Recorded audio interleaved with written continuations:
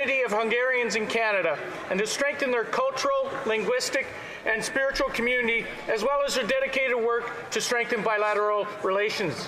Candace, a fourth-generation Hungarian Canadian, grew up in Moosomin and Kipling, Saskatchewan, where her family settled after immigrating in 1880s.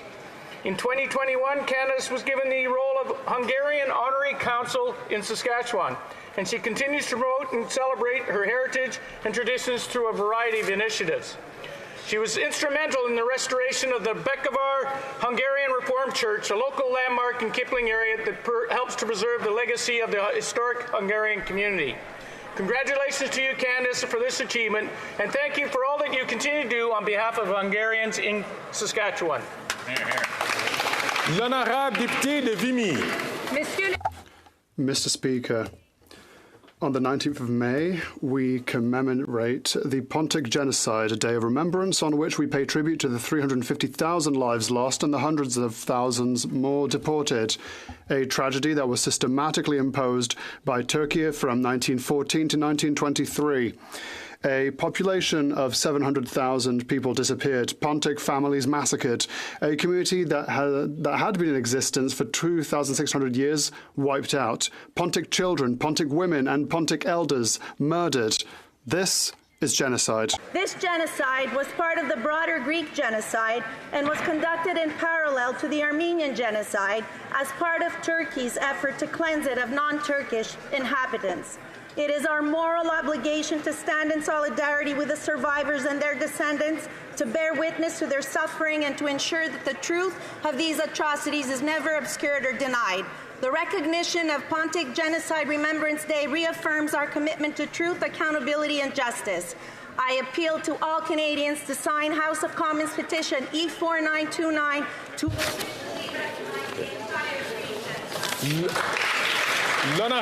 The Honourable Member for Mirabel. Mr. Speaker, the name Luc Sabourin has echoed several times in this chamber. He is synonymous with integrity, courage and humanity. Luc saw his professional life and health destroyed after choosing to do the right thing, denounce wrongdoing within the federal government. Unfortunately, instead of punishing the guilty parties, the system punished him.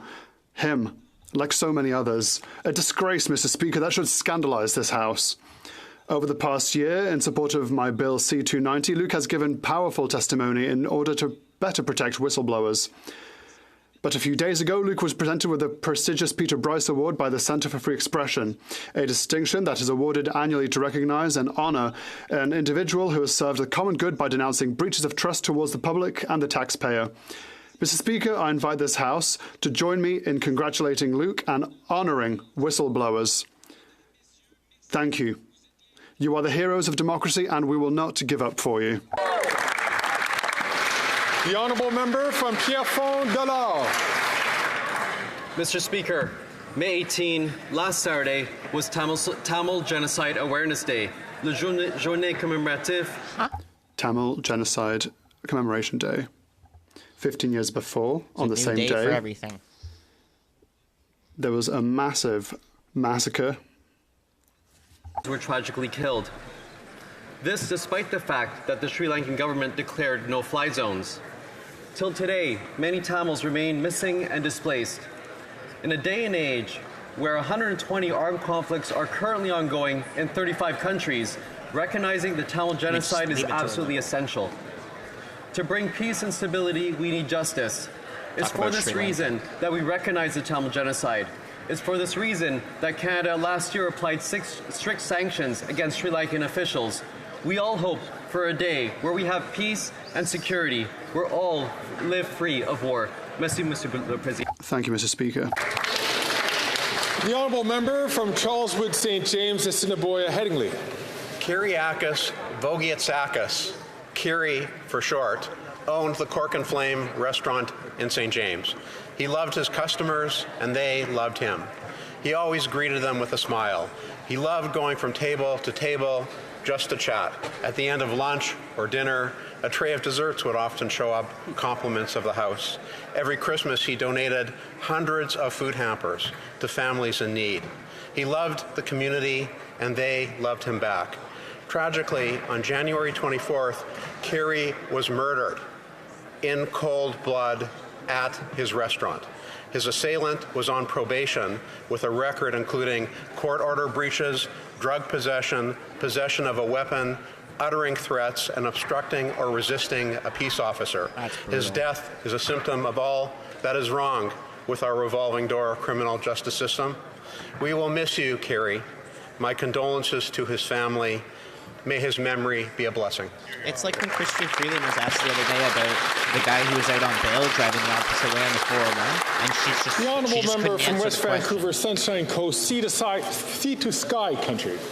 Mr. Speaker, today I rise to recognize a local hero. On April 10th, Chris Evans was on his way to work in Squamish when he detected smoke in the distance. As he got closer, he saw a house on fire with a car in the driveway. Fearing that meant someone may be inside the house, he knocked on the door. Hearing no response, he quickly jumped into action, breaking down the door to search the home to see if his suspicions were true. He found 9-year-old Armin Constantin sleeping on the second floor. Chris was able to wake up a disoriented Armin and evacuate him out of the burning building. And perhaps it is a coincidence that Chris Evans shares the name with the actor who played the Marvel superhero Captain America, because that day his actions were heroic. Armand almost certainly would have died if not for Chris's selfless bravery. I hope all members of this House will join me in applauding this extraordinary act that gives new meaning to being a good Samaritan. Thank you, Mr. Speaker. The honourable member from Kingston and the Islands.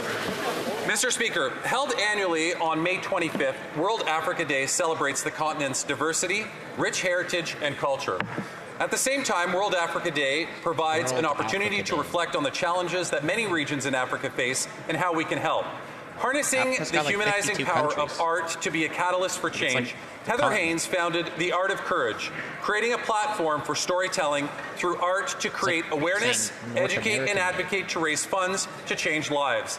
Heather operates through her art and heart, and today the organization has grown to support over 1,000 people, primarily women and children, in Goma, Democratic Republic of Congo. Today, we welcome Heather Haynes and The Art of Courage to Parliament Hill on display in the Speaker's Gallery from 4 p.m. to 6 p.m. I encourage all members to stop by and learn of the incredible work Heather and her colleagues have been participating in for over 15 years. I'm not against all these recognitions. It's just every other day there's a new world something The honourable big. member from Thornhill. The application by the ICC chief prosecutor to elect Israel's democratically elected leaders for protecting their country from terrorism, simply put, is outrageous. The false equivalency drawn between the elected leaders of a democracy and the dictatorial, genocidal Hamas terrorists should be a wake-up call to all Western countries as a willful distortion of history. Conservatives unequivocally reject it. What is even more appalling is that the Prime Minister opted against taking a clear stance in rejecting it. By playing both sides, the Prime Minister is allowing terrorism to win and enabling the violence that is rampant in our streets and the chaos that is happening on our campuses.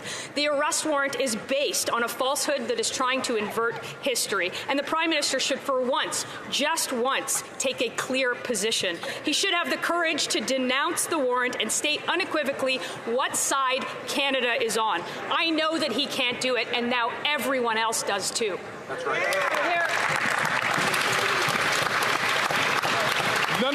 The honourable member for Saint-Laurent. 2019, Greeks across Canada and around the world commemorated the 105th anniversary of the Pontic Genocide. The Pontic Genocide, which was part of the Greek Genocide, was a deliberate and systematic destruction of the indigenous Greek community in the Pontus region and was the result of an Ottoman government-issued decree that led to the systematic annihilation and brutal extermination of over 353 Pontic Greek men, women, and children between 1914 and 1923. I would like to thank the Pontian Association of Montreal, the Hellenic Canadian Congress, the Hellenic Congress of Quebec, and all other associations who have been working hard to ensure that we never forget. I'd like to thank the Canadian Hellenic Congress for initiating the petition to have the Greek genocide officially recognized by the Government of Canada, and I encourage all Greek Canadians to sign it to have your voices heard. Today I rise in the House to pay tribute to the victims, survivors, and families of the Pontian Genocide. Que leur mémoire soit... May their memories be eternal. Eonia imnimitus. I didn't even know that word. I didn't even know that word existed until she got up and said that. The honourable member from Kenora. After 9 years of this NDP Liberal government, Canadians are having to cancel their summer vacation as the price of a simple road trip is now unaffordable. Mr. Speaker, this government's inflationary deficits and high tax agenda have driven up fuel costs nearly 50%. And now they are planning to quadruple the carbon tax and make everything even more expensive. But common sense Conservatives are calling for this government to give Canadians a break. Mr. Speaker, we're calling on the government to axe the carbon tax, the federal fuel tax, and the GST on gas and diesel until Labor Day. And that would save Ontario families $592 this summer and allow for more people to be able to take a family trip. We already know that the Canadians cannot afford this costly coalition and their carbon tax, and we know that only Conservatives will bring home lower prices for all Canadians by axing the tax for everyone, everywhere, for good. We need the men sooner than later. The honourable member from Battleford's Lloydminster. Mr. Speaker, after 9 years of this Prime Minister, Canadians are struggling just to put food on the table. Food insecurity continues to worsen across this country, and today, Food Bank Canada's poverty report card confirms it. Nearly 50% of Canadians feel financially worse off than last year. 25% of Canadians are going hungry, and food banks have seen a 50% increase since 2021. And Mr. Speaker, it's this Prime Minister's record. This NDP Liberal government's inflationary spending and taxes are driving up the cost of living, and his plan is just to keep hiking up the carbon tax, making gas, heating, and groceries even more expensive. Canadians are desperate, and the Prime Minister is not listening. Mr. Speaker, the Prime Minister is simply not worth the cost. Only common sense Conservatives will cap the spending, axe the carbon tax, and bring home lower prices for all Canadians. All right, we're starting to get filled up here. The honourable member for Bourassa. Mr. Speaker, on the occasion of the 221st anniversary of the creation of the flag of Haiti, I had the high honour of decorating 21 personalities of Haitian origin here in the House of Commons. Thank you, Mr. Speaker, for having done us the honour of participating in this ceremony with other dignitaries. And thanks to these people who have exceptionally contributed over the past 60 years to our country. I'd like to list their names. René Amilcar, Dominique Anglade, Nicole Baptiste, Carla Beauvais, Yvette Bonny, Fabienne Collat, Simone Métellus, Claudie Monpoint, Ruth Pierre-Paul, Dorothy Rowe, Marjorie Villefranche, hommage aux compatriotes, aux messieurs Angelo Cadet, Jean-Claude Icard, Fayol Jean, Sacha Wilkie Mérazil, Jérôme Métellus, Harry Max Prophète, Franz Saint-Elmy, Dickens Saint-Ville et Wilson Zanon. Thank you to them all.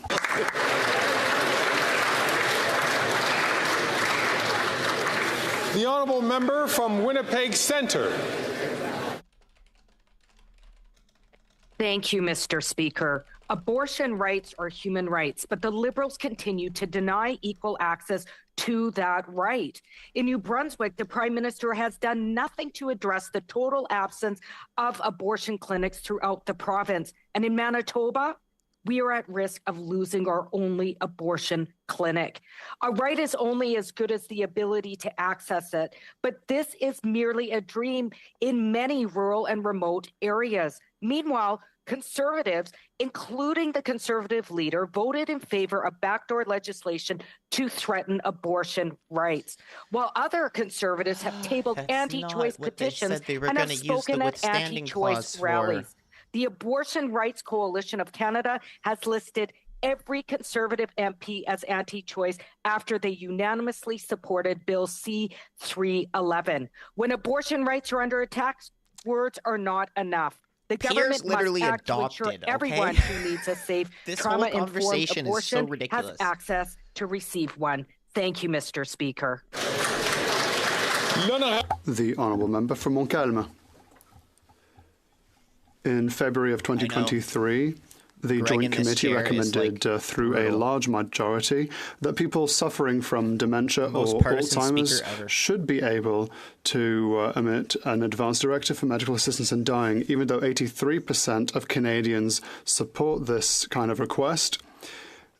The various ministers of health and justice are conspicuous by their lack of political courage and their total lack of understanding of the issue. They are once again waiting for afflicted patients to be forced to bear the burden of winning their case in courts. Today, with the support of the Collège des médecins du Québec, the Quebec Bar, the Chambre des notaires du Québec, and a number of associations, we are once again calling upon the government to allow Quebec and any other province that wishes to do so to go ahead with advanced directives. To the people who are suffering and to Ms. de Montigny, we shall not abandon you. Never will we abandon you.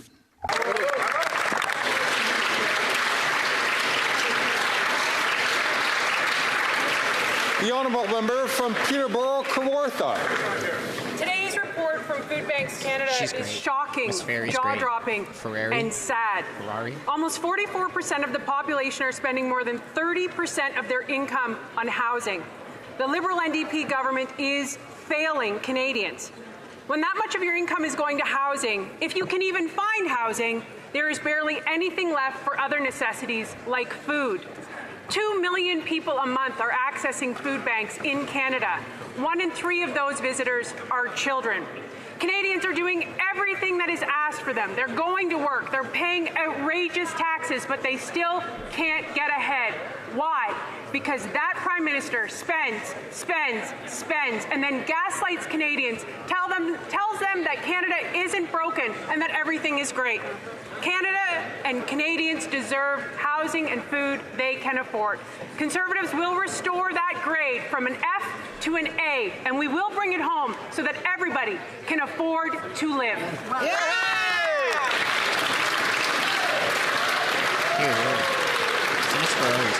The honourable member from Brampton South. Mr. Speaker, last week I had the honour of attending the high-level meeting on antimicrobial resistance at the United Nations in New York.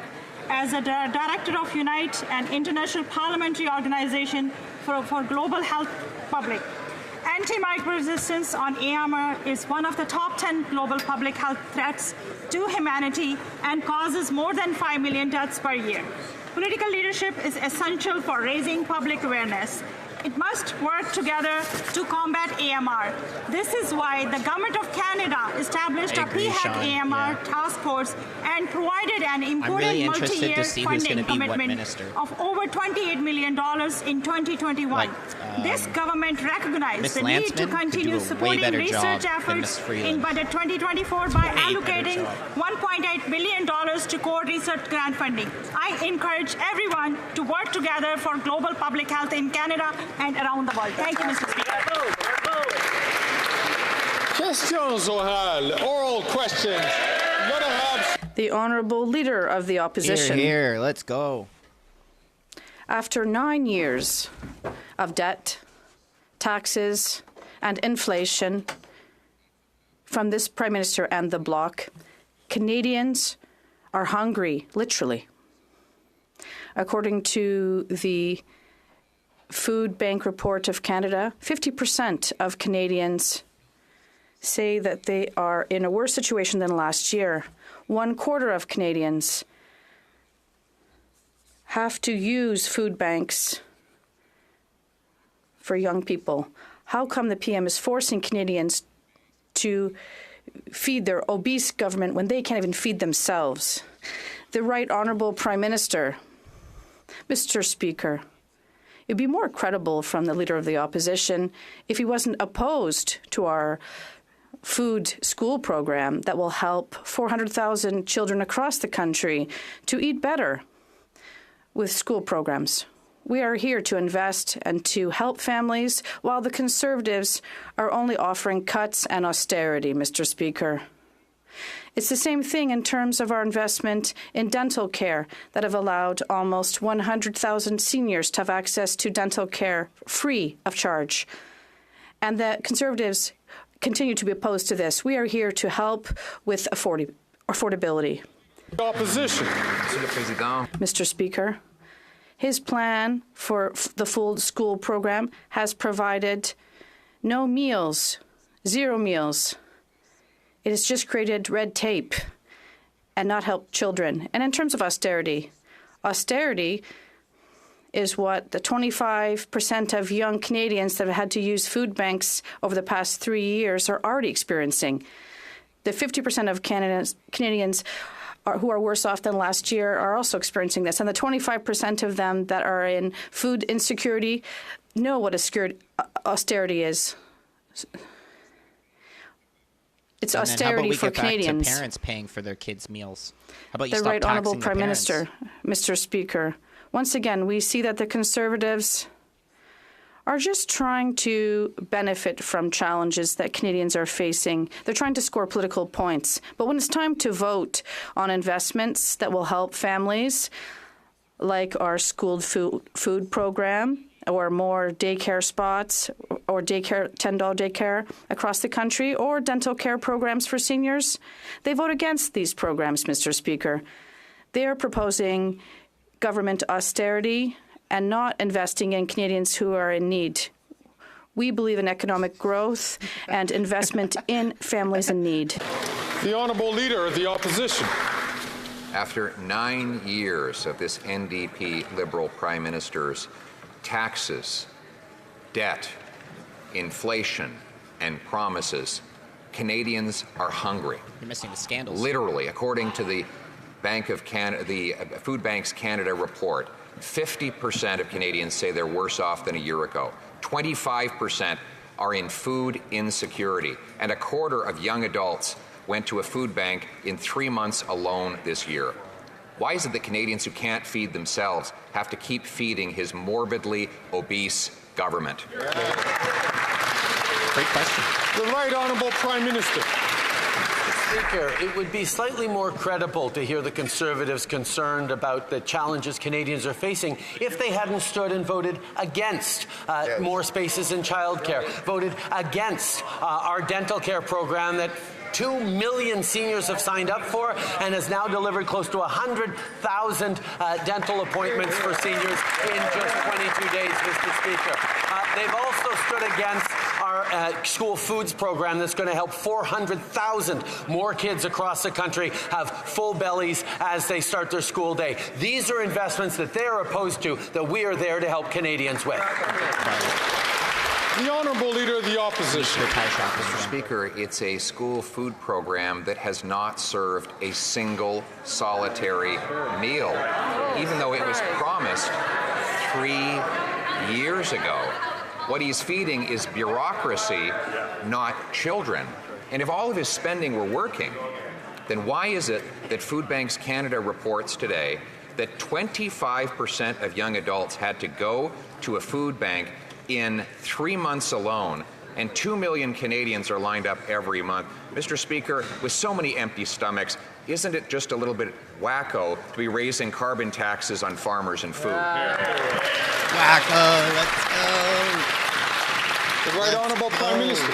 Mr. Speaker, we announced the National Food School program in the budget, and just after question period today, the Conservatives have an opportunity to vote in favour of the National School Food program and other initiatives that are going to help hundreds of thousands of kids across this country, and indeed millions of Canadians with the high cost of living. But he's going to stand there and vote against it, Mr. Speaker, to prevent it from delivering the help Canadians need. We will keep going on delivering support for Canadians, and we will keep going on putting more money in the pockets of 8 out of 10 Canadians with our price on pollution that supports Canadian families and successfully fights climate change. Hear, hear. Sure, you're fighting the climate Honourable change. Leader of the Opposition. He's been making exactly the same promises for 9 long years, and yet his NDP Liberal government has doubled housing costs, doubled the debt, increased the size of the bureaucracy by 50%. Now he wants to quadruple the carbon tax, all to deliver 2 million people to a food bank every single month. Mr. Speaker, if government programs were really going to solve the problem he caused, then why are Canadians so hungry? The Right Honourable Prime Minister. Mr. Speaker, here is a perfect example of where the Conservatives stand. They stood and voted against our dental care for seniors program. As of today, over 2 million seniors have signed up, and in the 22 days since May 1st, close to 100,000 seniors have gotten free dental care. That's you just did it because Jugmeat Singh made you do it. Otherwise, that he voted against and that he campaigned against across the country over the past number of months. We will be there to invest in supporting Canadians with a national school food program, with dental care, with more childcare spaces, despite him voting against. Hear, hear. The honourable member for Belleuil-Chambly. Mr. Speaker, the Liberals say they're interested in French in Quebec and in Canada, but the Liberals are gradually paying for the disappearance of French in Western Canada. Moreover, they're mobilizing hundreds of unilingual Anglophone members to protect their Liberal colleague. Does the Prime Minister really want Francophones to believe that it's out of love for the French language that they are flooding the Association of French Francophone parliamentarians? Mr. Speaker, Francophones across our country, including those in Quebec, know full well that the Bloc is not interested in the future of French outside of Quebec. That's why they want to make Quebec their own country to protect French. But we understand that the best way to protect French in Quebec and across Canada is by investing in all communities who speak French across the country. To protect French in Quebec, yes, we're there to do that, but also to continue to stand up to protect Francophone minorities across this country, and we're going to continue to do so. The honourable member for Belleuil-Chambly. That's not true, Mr. Speaker, but the best thing that could happen to French in Quebec and in Canada and across the world would be an independent Quebec. However, Mr. Speaker, what did the Prime Minister say during the English debate in 2021 when I was the only one who wanted to talk about Francophones outside of Quebec in English, and I was told I wasn't allowed to talk about French in English at the English debate in his country? The Right Honourable Prime Minister, Mr. Speaker, in that debate, like in all debates and all possible opportunities, I always stand up to defend the French fact in Canada and to defend Francophone communities across this country. I've always done so, and I'm going to continue to do so. Defend linguistic duality and both official languages in this country across this country is what I've done. It's the Liberal Party of Canada, and for our Liberal government, we're going to continue to do so at every opportunity we have. The honourable member from Burnaby South. Loblaws isn't content just ripping off Canadians when they buy their groceries. Now they're teaming up with Rogers and Bell. Just gonna sit down for a sec.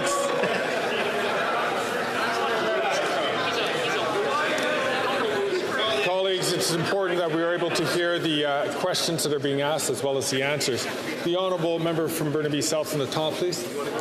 Sure. I know the Conservatives don't like when I take on corporate greed, but Loblaws isn't content just ripping off Canadians when it comes to their groceries. Now Loblaws is teaming up with Rogers and Bell to rip off Canadians with their cell phone prices. We know they're going to limit choices, and limiting choices means higher prices for Canadians. The Prime Minister promised to lower cell phone fees. They're sky high. He promised to lower grocery fees. They're sky high. When will the Prime Minister finally stop greedy CEOs from ripping off Canadians?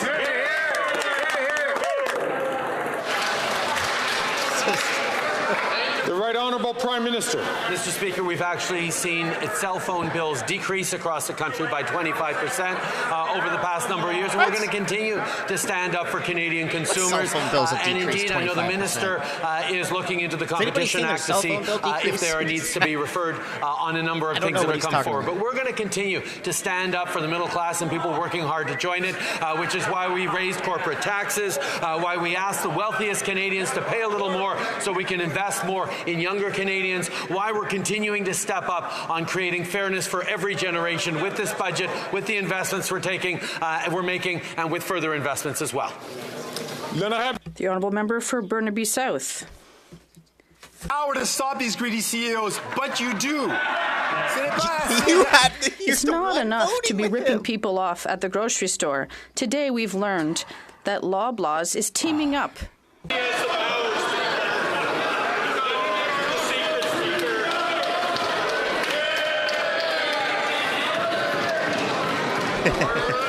Order. Colleagues, I know it's Wednesday and everybody is a little bit more primed for action, but it's really important for us to hear the questions and hear the answers. The honourable member for Burnaby South. From the top, please. Power to stop these greedy CEOs, but you do. I know the Conservatives don't like it, but we got to take on corporate greed. It's not enough for Loblaws to be ripping people off at the grocery store. Today we've learned that Loblaws is teaming up with Rogers and Bell to block competition from other companies in their stores. What? This means less choice and higher cell phone bills. The Liberals are sitting on their hands. Will the Prime Minister finally stand up to the CEOs and support a full investigation into these allegations? I'd like to benefit from this opportunity to remind all members that when they will be asking questions and there are answers, that they go through the chair, please. The Right Honourable Prime Minister. Thank you very much, Mr. Speaker. The member knows full well that we did make improvements to give more power to the Competition Bureau because we know that it's by ensuring competition amongst the various companies that Canadians will have better results and prices. And we also know that's important to continue to do follow-ups on these issues, and that's why the minister is asking the Competition Bureau to look at what's happening in terms of cell phone packages and Loblaws. It's a challenge we're always going to take seriously. The Honourable Leader of the Opposition. Mr. Speaker, normally the NDP leader is well worth ignoring, but I just can't help myself. He says that the Prime Minister acts like he has no power to stop all of these greedy CEOs from ripping off consumers. Who else has the power? Well, the guy that joined the government 2 years ago.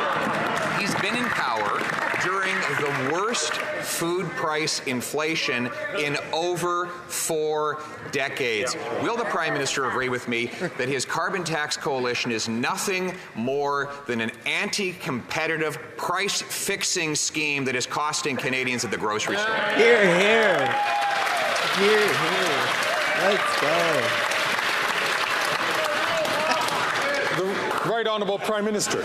Once again, Mr. Speaker, we see that the Conservative Party's opposition to the price on pollution is ideological and not concrete, because their opposition to the price on pollution means they don't care about fighting against climate change. Even as wildfires are already raging in different parts of the country, they have no plan to fight against climate change.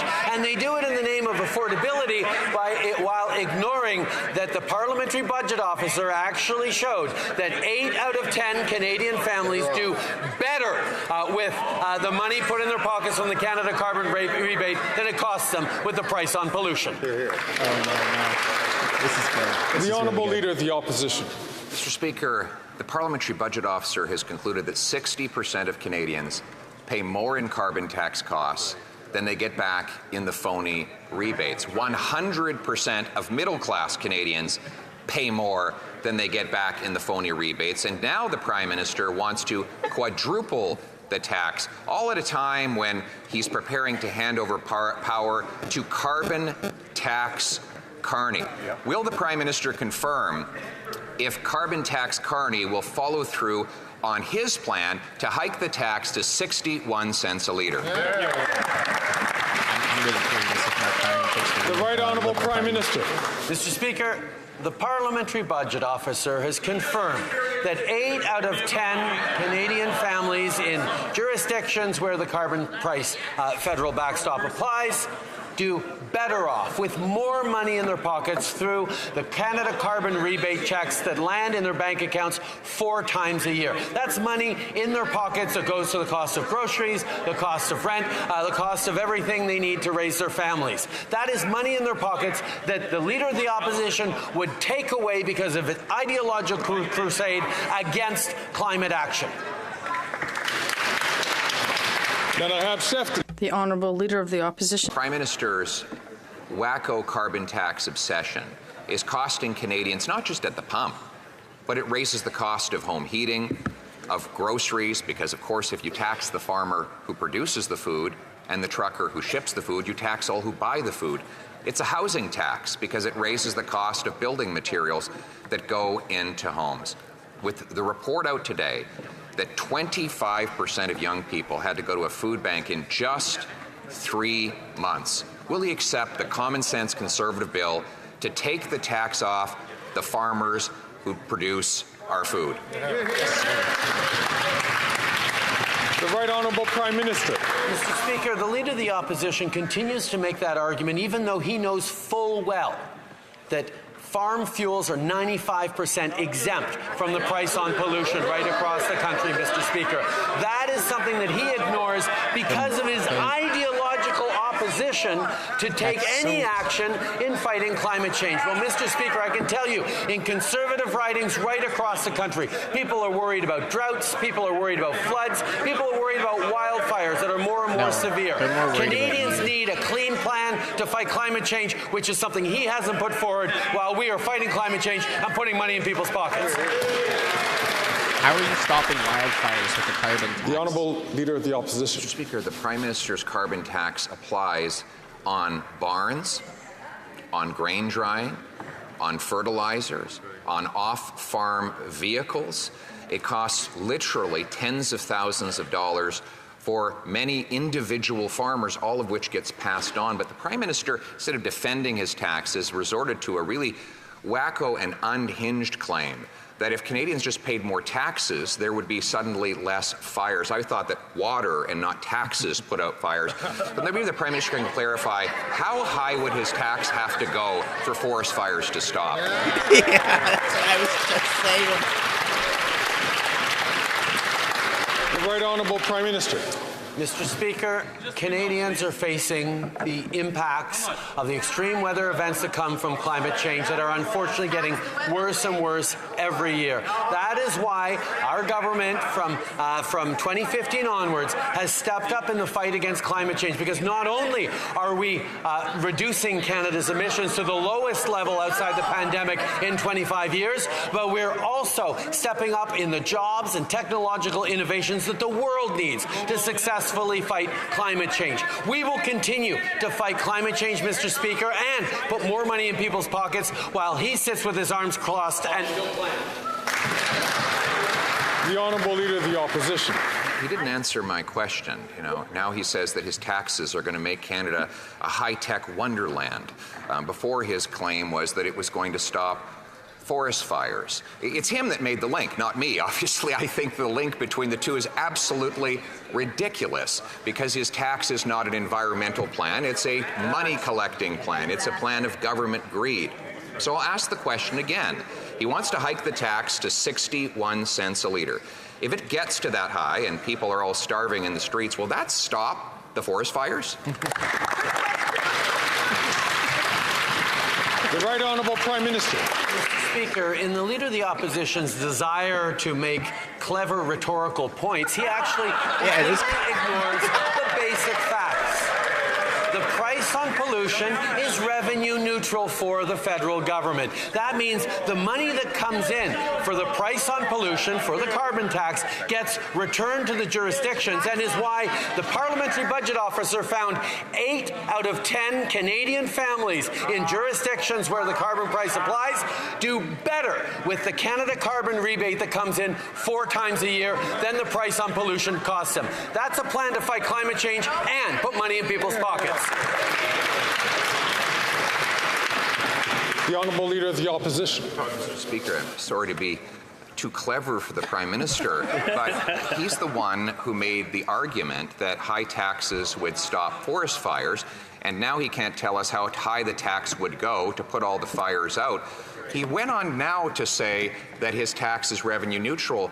Well, you don't have to be too clever to read the government's own published documents, which shows that he has collected $2 billion more in taxes than he's given back in rebates. That's why 100% of middle-class Canadians pay more than they get back. So once again, will he tell those middle-class people how high the tax would have to go for the fires to stop? The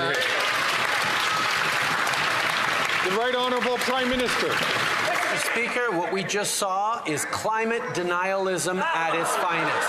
The fact is, as global emissions rise, as carbon intensity in the atmosphere increases, extreme weather events like wildfires, droughts, and floods will simply become more and more frequent. Now, his plan is to do nothing, Mr. Speaker, and let future generations fend for themselves. Our plan is not only to reduce our emissions, but to create the solutions that the world needs while we lead on fighting climate change, bringing down emissions, and growing the economy. Calm down, dude.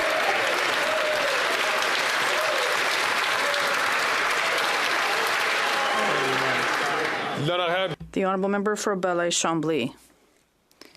A new study from the OQLF has established that French as a working language has gone down from 90% of young people to 58%, 64 rather, to 60%. Does the Prime Minister recognize that his linguistic policies are not at all stopping the decline in French and it has weakened it? Or can he address the perverse insults that were made to Quebec scientists? The Right Honourable Prime Minister. Mr. Speaker, we are the first federal government to recognize that we have a responsibility in particular to protect French in Quebec. Yes, we are concerned with the decline of French that we're seeing across the country, including in Quebec. And that is why we are here to invest, to partner with the Quebec government to ensure that we are protecting the French fact in Quebec and official languages across our country. We're going to continue to be there to defend French, not for political ends like the Bloc is doing, but because it's the right thing to do for our country and our future. The Honourable Member for Belleuil-Chambly. Mr. Speaker, the Liberals admitted that they're responsible, but they've acted in the opposite. They have not supported. They gave money to Anglophones in Quebec to protect them from a French assimilation. If the Prime Minister is so concerned for Quebec, can he stop objecting the Bill 96 in Quebec and allow Quebec to manage its linguistic laws? The Right Honourable Prime Minister. Mr. Speaker, the Official Languages Act protects linguistic minorities across our country, and obviously, well, we want to protect Francophone minorities outside of Quebec, and also we have a responsibility to protect both official languages in a bilingual country and to protect all linguistic minorities, and we're going to continue to do so. But it doesn't prevent us from doing everything we can to protect French. It's not the Anglophone minority in Quebec that is being threatening French in Quebec. We're going to continue to fight to protect French in Quebec, across the province and across Canada. Yeah, back to Pierre. The Honourable Leader of the Opposition. Years, this Prime Minister is not worth the cost of housing, which has doubled. But today, the Parliamentary Budget Officer released a damning report that showed that after the Prime Minister promised he would eliminate chronic homelessness, it's actually gone up 38%, and the number of people living in unsheltered locations is up 88%. This after he spent $500 million on homelessness programs. So if it costs $500 million for him to drive up homelessness, how much would it cost to drive it down? Wow. The Right Honourable Prime Minister. Mr. Speaker, whether it's the pandemic, whether it was global inflation, whether it was international economic situations, we've seen more and more Canadians suffering, including from the opioid and toxic drug epidemic that the Leader of the Opposition continues to attack and vilify. The reality is, Mr. Speaker, we've invested billions in countering homelessness, and we're going to continue to invest in eliminating encampments and supporting Canadians and communities, in vulnerable communities across the country. The Leader of the Opposition solution is to do less to fight homelessness, to invest less in vulnerable people. That's what he's doing when he votes against our current budget. The Honourable Leader of the Opposition. Again, he brags about his billions in spending, Mr. Speaker. People can't live in billions. They live in homes, and his billions build bureaucracies that block those homes. In 2015, there were 284 homeless people in Halifax. Now, there's 1,211. Wow. There are over 30 homeless encampments in Halifax alone. 10 years ago, there were 3,000 Quebecers who were homeless. Now it's 10,000. Why is it that the more he spends, the worse things get? The Right Honourable Prime Minister. Mr. Speaker, this government has chosen to invest to support Canadians through difficult times. We saw it through the pandemic, where we stepped up to put money in Canadians' pockets, money in community organizations, money in businesses and restaurants, in mom-and-pop shops right across the country, and we came out of it stronger economically. We restored full employment faster than the United States. We know that investing when people need supports is the right way to build for the future. Confident countries invest in themselves. What the Leader of the Opposition is proposing is austerity and cuts to programs at exactly the time that Canadians need them. The Honourable Leader of the Opposition. Canadians are already living through austerity, according to a PBO report.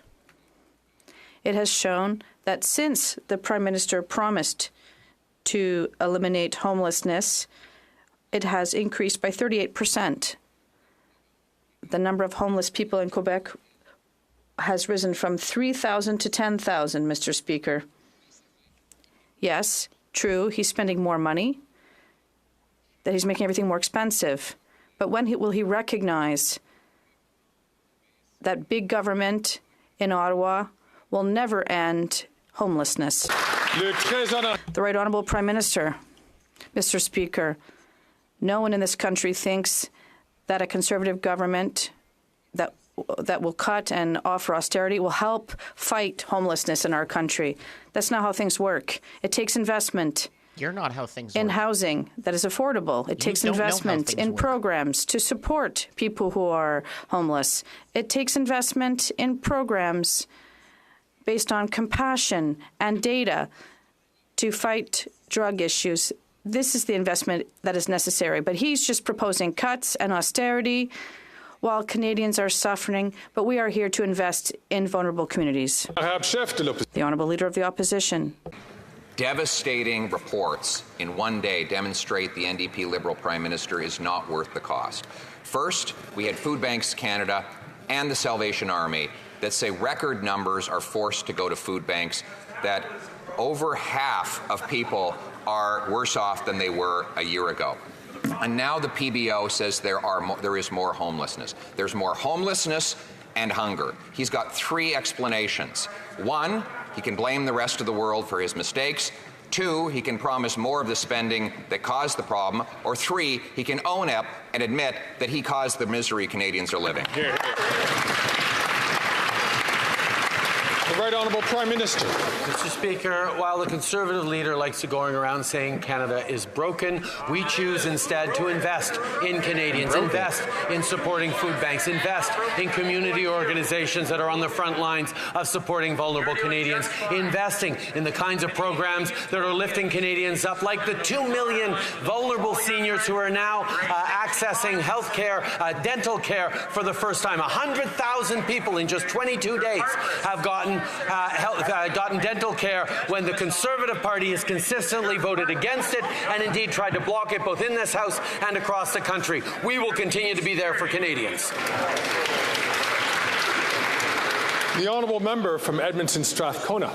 Ireland, Spain and Norway announced that they will soon recognize the State of Palestine. This is a crucial step towards peace and justice for Palestinians and Israelis. But Canada is missing in action. In February, New Democrats asked this government to recognize the State of Palestine. They refused, and they turned their backs on Palestinians and Israelis who are looking for peace and justice in their region. The Prime Minister can take a stand today. Will he join with the consensus of international community and recognize the State of Palestine? Hear, hear. The Right Honourable Prime Minister. Mr. Speaker, we urgently need to build a credible path towards lasting peace. We oppose efforts by the Netanyahu government to reject a two-state solution. At the same time, Hamas, a terrorist group, currently controls areas in Gaza and has not laid down its arms or released its hostages.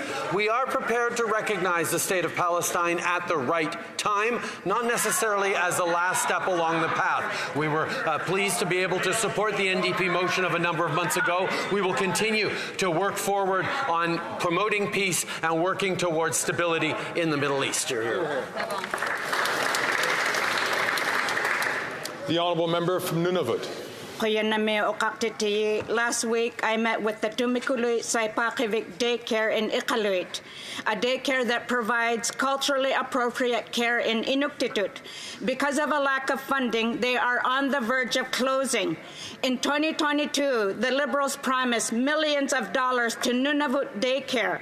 The funding is taking too long to make its way to Tumikulut Saipakivik daycare. Will the Liberals ensure Tumikulut does not fall through the cracks and get the urgent funding it needs to stay open? The Right Honourable Prime Minister. Investing in early learning and child care right across the country that is affordable, that is high quality, and that is available for families is one of the cornerstones of this government's policy of the past few years. We've worked closely with provinces and territories to make sure that money is delivered on the ground where it is needed the most. I will follow up on this particular case and make sure that the government of Nunavut is passing through the money and is accessing all the funds necessary so that child care in the north and indeed right across the country continues to be delivered as the social program and economic program that it is. The honourable member from Vancouver Centre. Mr. Speaker, as a family doctor who delivered close to 500 babies, I am concerned about access to reproductive choice. Claiming to support reproductive choice is not enough. We must pass legislation that makes it fully accessible to all. The Pharmacare Act is a start. It will provide free contraception to over 9 million patients. Unfortunately, our Conservative colleagues oppose it. They also oppose access to safe abortion. Will the Prime Minister reaffirm his government's promise to defend a woman's reproductive rights in spite of the opposition's efforts to deny it? The Right Honourable Prime Minister. Mr. Speaker, I thank the member for Vancouver Centre for her decades of leadership. We will always support a woman's right to access reproductive health care, both in our words and in our policy. The Leader of the Opposition pretends to be pro-choice, but supports his Conservative caucus members tabling anti-abortion legislation. He cannot have it both ways. If the opposition leader truly believed in the right to choose, he'd condemn any effort to restrict reproductive choice and freedom, including from within his own caucus. Hear, hear.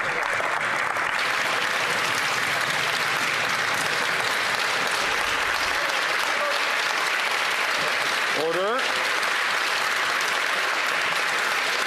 The Honourable Leader of the Opposition. After 9 years of this Prime Minister, The cost of housing has doubled because of his inflationist spending and the bureaucracy that he's funding, which is preventing construction. In Le Soleil today, we learned that those who have not yet found a home for the coming year are panicking, and there's a major risk that many people will be forced to camp this summer because they can't find a home. Is this Prime Minister's plan, after doubling the cost of housing, to provide tents to people who are going to have to go camping because they can't find a home? The Right Honourable Prime Minister. Well, I'm happy to be able to talk about our plan, which assures fairness for every generation. Our housing plan will build 3.87 million new housing units across the country by cutting bureaucracy, by changing zoning, and by lowering construction costs, and by using public land. We are going to bring back the dream of access to a home for young Canadians by helping them save money tax-free, and by allowing renters to use their history when asking for a mortgage. The Honourable Leader of the Opposition. The inflation that is hurting Canadians is the result of the inflationist and centralizing spending of this Prime Minister. No surprise. What's surprising is that the Bloc voted for $500 billion of that spending. And, you know, this isn't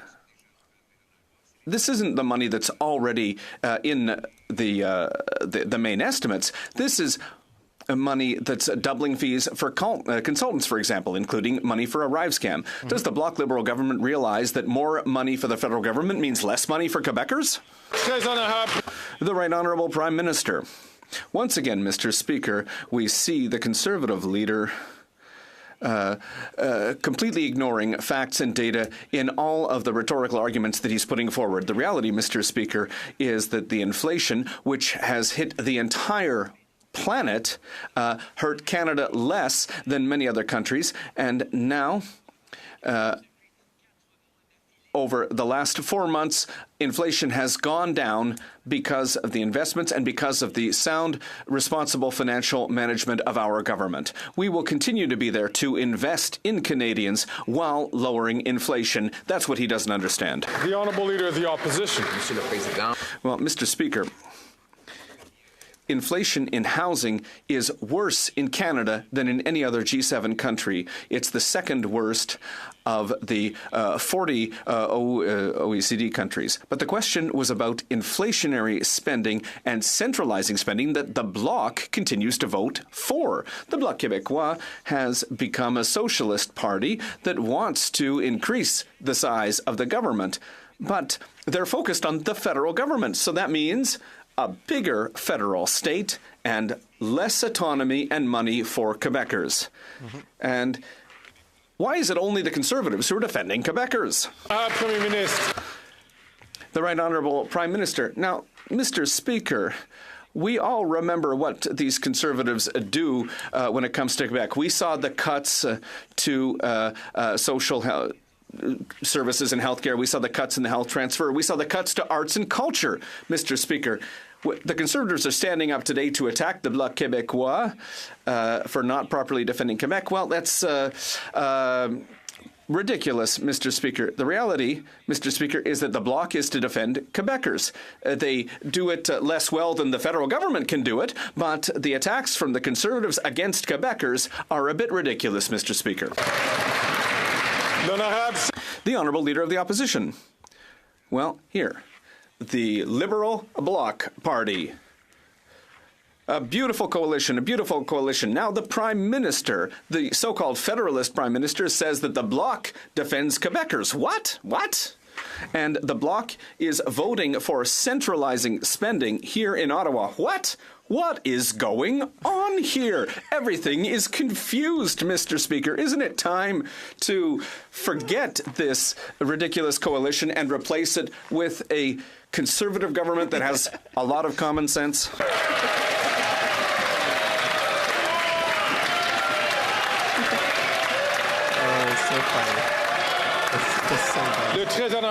The Right Honourable Prime Minister. Mr. Speaker, Apparently, unlike the leader of the Conservatives, I believe fundamentally that every member in this House is there to defend the interests of the people who elected them. That is our individual responsibility and collective responsibility. And every person here in this House is doing that.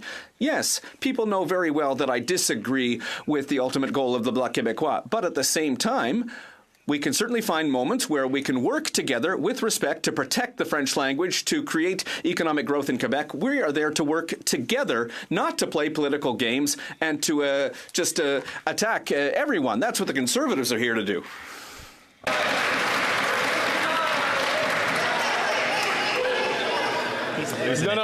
The Honourable Member for Belleuil-Chambly. Mr. Speaker, in the western St. Lawrence Gulf, there's only one fishery that's open. That's crustaceans, crab, and lobsters. All the other fisheries are closed or in crisis. However, the member for Gaspésie and the Minister of Fisheries is closing all kinds of fishery areas throughout the region. What is the Prime Minister saying to fishers who have to go back home to port and who are seeing another fishing season disappear in front of their eyes? The Right Honourable Prime Minister. Well, Mr. Speaker, we understand the distress and the challenges that fishers are facing in Eastern Canada.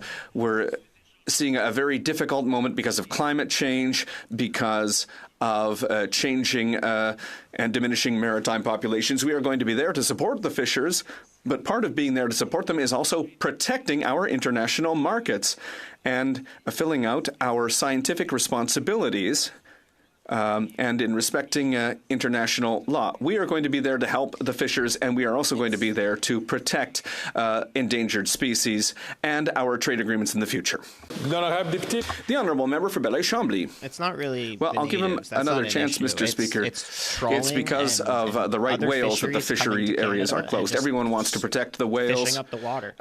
But the government is threatening them by opening up new areas for oil exploration. You can't police Fishers, scientists, the Bloc Québécois have proposed some ideas. The department's not listening, the minister isn't listening, and the fishing sector is facing an unprecedented crisis. Over 50% of fish that Does the Prime Minister believe that fishers should respect the minister? Does he have trust in the minister?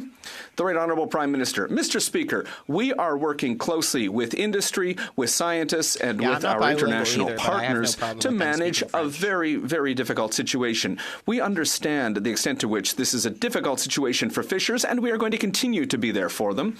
And we are going to make sure that the decisions that we're taking are going to respect the interest of the industry and also the environment, obviously, and will protect endangered species. It's a very complex issue, Mr. Speaker, but we're going to be there not with simplistic solutions, but with the necessary support to ensure the long-term success of our resort. The Honourable Leader of the Opposition. After 9 years of this Prime Minister and the Bloc Québécois, Canadians are exhausted. They don't have any money left in their pockets, and many are hungry. They need vacations, but it's too expensive. The Prime Minister has doubled the national debt. That has increased the price of everything. Interest rates have gone up as well. So that's why the Conservatives, the common sense Conservatives, are proposing a vacation on gas and diesel taxes to allow Quebecers to have a break. Will the Prime Minister have the common sense to accept this great idea? The Right Honourable Prime Minister. Mr. Speaker, Quebecers know too well what happens when the Conservatives bring in austerity measures when it comes to affordability and the cost of living. That's why we will continue to invest in families. We will continue to be there to help seniors. We will continue to be there to help children with a school food program. We are going to be there to create more daycare spaces. All of these are proposals that the Conservatives have voted against. They will cut in social programs, cut social services, cut help for families, because of their ideology of austerity. We'll be there for Quebecers and Canadians. Yeah, guys, this the is Honourable how this Leader works of the Opposition. The NDP Liberal Prime Minister has implemented a wacko and radical drug decriminalization and handout program. He's literally handed out tax-funded opioids, the result has been tragic, a nearly tripling in the number of overdose deaths, and where the policy has been most deeply implemented in BC, a 300% increase in overdose deaths. Prime Minister did a last-minute reversal on decriminalization in that province, only to vote back in favor of decriminalization yesterday. Isn't it his plan to decriminalize across Canada if he's re-elected? The Right Honourable Prime Minister. Mr. Speaker, the fact is we will continue to be there responsibly on a science-based, evidence-based approach that works with jurisdictions on the tools they need to counter the growing opioid and toxic drug epidemic. I understand the ideological desire by Conservatives to simply look at every problem as if it's a nail because all they have is a hammer. We're going to continue to be there, investing in community supports. We're going to be there to continue to work with jurisdictions who want to help people struggling with addictions, and we will continue to be there to ground in science and evidence. Did you guys see that video of him actually swinging a hammer? The Honourable Leader of the Opposition. Imagine it's ridiculous. You're a young couple in a hospital welcoming your newborn into the world, and all of a sudden you smell meth or crack smoke coming down the hallway. That was the reality up until just a few weeks ago in British Columbia, when because the Prime Minister and the NDP had decriminalized crack. And if those parents had asked the nurse to stop it, they would have said, no, that can't happen. These drug uses are now legal. We're introducing the Safe Hospitals Act to ban all hard drugs from hospitals. Will the Prime Minister support it? Yes or no? The Right Honourable Prime Minister. Mr. Speaker, to be clear, those things are already illegal in hospitals. We know that nurses and hospital staff need to feel safe in their work environment, and it's our government that has invested billions of dollars into the healthcare system to ensure Canadians have access to the best care possible, and support goes to our frontline health workers. The important difference between the Conservative Party and us is that while they look to criminalize the most vulnerable struggling with addictions, we are rolling up our sleeves and working with all levels of government to put an end to this crisis and help these most vulnerable Canadians. The Honourable Member for Ottawa-Vanier. Thank you, Mr. Speaker. For many, costs are an obstacle that prevent access to health care, particularly when it comes to reproductive health care. The right to access to an abortion is threatened in Canada by the March Against Abortion, which took place here in Ottawa, encouraged and followed by Conservative members who promised again to restrict access to health care. Young people here in Ottawa-Vanier are worried. They want to know, what is the government doing to fight against these threats on the rights of women? The Right Honourable Prime Minister. I'd like to thank the member for Ottawa-Vanier for her very hard work and her leadership. Across the way, the Conservative members are proposing anti-choice legislation. They participate in rallies against abortion, and the Conservative leader not only refuses to oppose his caucus, but even voted with them on a bill that would have classified the fetus as a person. Women have the right to choose, and that's why we are making prescription contraceptives free, and we will continue to defend the right to choose. The Honourable Leader of the Opposition. After 9 years of this NDP Liberal Prime Minister's wacko crime policies, extortions are up 218% nationally, 263% in Ontario, roughly the same in Alberta, and roughly 400% in British Columbia. The Prime Minister passed a law that would allow extortionists out of jail faster after they've used a gun. Will he reverse himself and support my common sense Conservative Deputy Leader's bill to crack down on extortionists and put them in behind bars to stop the crime? The Right Honourable Prime Minister. Mr. Speaker, the problem with the Conservative leader's approach on crime is it consistently gets struck down by the courts. That's what we saw through 8 years of Stephen Harper, which actually led Canadians worse off than before. The reality is, Mr. Speaker, our approach on cracking down on criminals while at the same time making sure our communities are safer by strengthening the gun laws the Conservatives are continually voting against in the pocket of the gun lobby is not keeping Canadians safe. That's why we worked with the provinces on bail reforms that are going to make sure we're keeping Canadians safe while making sure we're charter compliant. The Honourable Leader of the Opposition. Mr. Speaker, the Prime Minister was not forced by the courts to allow career car thefts to do their sentences in their living rooms, playing Grand Theft Auto.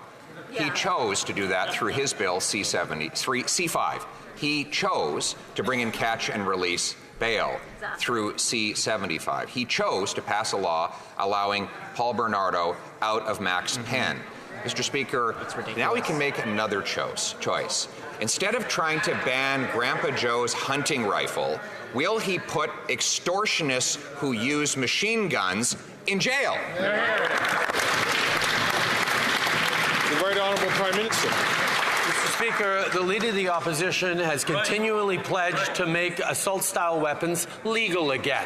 We have banned them for the past 4 years, and we will continue to make sure that they stay banned in this country, while the Leader of the Opposition wants to bring back assault-style weapons to our communities and to Canadians from coast to coast to coast. That's not how to keep this community safer. On top of that, Mr. Speaker, in the name of protecting Canadians from crime, he's willing to suspend their fundamental freedoms by using the notwithstanding clause to override the Charter of Rights and Freedoms. That's not responsible, and it makes you wonder what other rights is he going to come after on Canadians. Paul Bernardo should not have any rights. The judge said that will never be rehabilitated ever in his life. Military-style assault rifles have been banned since the 70s. The Prime Minister held a press conference with a big, scary gun on the front of his podium 4 years ago and still hasn't been able to figure out how to ban that scary-looking cartoon gun with 1,500 guns under amnesty to this day. And he says he won't be able to figure out how to do it for at least another 3 years. So, will the Prime Minister stop his made-in-Hollywood approach to crime and actually lock up the hard criminals so that we can stop the crime? The Right Honourable Prime Minister. Mr. Speaker, for the past 4 years, it has been illegal to buy, sell, or use assault-style weapons in this country, and that is exactly what the Conservative leader has promised to overturn if he gets elected to government in this country. The reality is he wants to bring back assault-style weapons in this country after we banned them back in 2000. We're going to continue to be there to make sure Canadians are safe while he stays in the pocket of the gun lobby. That's not what Canadians want. That's not even what Conservative Canadians want, but he's going to do it anyway. Legal gun owners are the least likely to commit a crime. The Honourable Member from Davenport. Mr. Speaker, while our government works to provide pharmacare, expand childcare, introduce a national school food program, and build housing, Conservative MPs are giving speeches at anti-abortion rallies. Reproductive health is health. Women have the right to choose when and if they start a family. With members of this House threatening to take this right away from Canadians, what is this government doing to strengthen reproductive rights? The Right Honourable Prime Minister. Mr. Speaker, the member for Davenport is right. Reproductive health is health, and abortion is health care. The Leader of the Opposition pretends to care about freedom, but whose freedom was he defending? By threatening to suspend Canadians' charter rights, by voting to restrict abortion, or by removing the right to vote from thousands of Canadians when he was Minister of Democratic Institutions. That is the very opposite of freedom. We will never back down from defending all Canadians' fundamental rights and freedom. He's never said that. Pierce is looking at him like smiling like that. The honourable member from Windsor West. 2 years after the illegal border blockade at Ambassador Bridge, the Liberals are stiffing the City of Windsor by not paying back the city for costs for handling this mess. Canadians are used to being ripped off by big grocery stores and big telecoms, but now they can add the Liberals to that list. And where were the Conservatives while this happened? On the sidelines, cheering on this harm. Mr. Speaker, the Prime Minister asked Windsor to protect our country, so why is he rewarding this attack on the economy, public safety, and frontline workers by not paying Windsorites back the money that they're owed? Here, here. The Right Honourable Prime Minister. Mr. Speaker, the member knows full well that we paid back a significant amount of the costs incurred by the City of Windsor during the Conservative-supported convoy. There is a matter of a dispute around whether those legal fees, were to be covered by the federal government. And I know the Minister of Public Safety is meeting with the Mayor of Windsor tomorrow, and I'm sure that'll be on the discussion. In the meanwhile, we've continued to stand up for Windsor with historic investments in jobs and opportunities for Windsorites that, quite frankly, Conservatives continue to stand against, while we will continue to be there for the people of Windsor. Here, here. The honourable member from Kitchener Centre.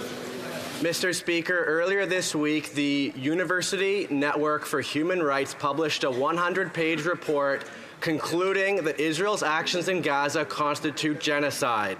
Now, the International Criminal Court's chief prosecutor is seeking arrest warrants for both Hamas terrorists and Israeli leaders. There's no equivalency being made. These individuals may simply be accused of breaking international law, which the court is tasked to uphold. Will the PM support the ICC's process, as is the will of this Parliament from March 18th? The Right Honourable Prime Minister. Mr. Speaker, obviously we're closely monitoring the processes as they unfold at the ICC. We respect the independence of the court. There is no equivalence between Israel and Hamas. One is a state, the other is a terrorist organization. As we've said from the beginning, all parties have a necessary obligation to comply with international law. In the meanwhile, an immediate ceasefire is urgently needed, and a lot more humanitarian aid needs to get in, and hostages need to be released. We will continue to stand for a two-state solution. We will continue to call for peace in the region. Colleagues, that is the end of question period, but I wish to draw the attention of members in the gallery to the presence of the Honourable Paul Calandra, Government House Leader, Minister of Legislative Affairs, and Minister of Municipal Affairs and Housing for the province there's going to be a bunch of clips coming out on my channel in the next hour or two. I think you guys will really like that. There's a couple clips from yesterday's question period, but more importantly, there's a couple good coming out. Check out for that. And thanks for everyone being here today. We will see you guys tomorrow. It being 3:20.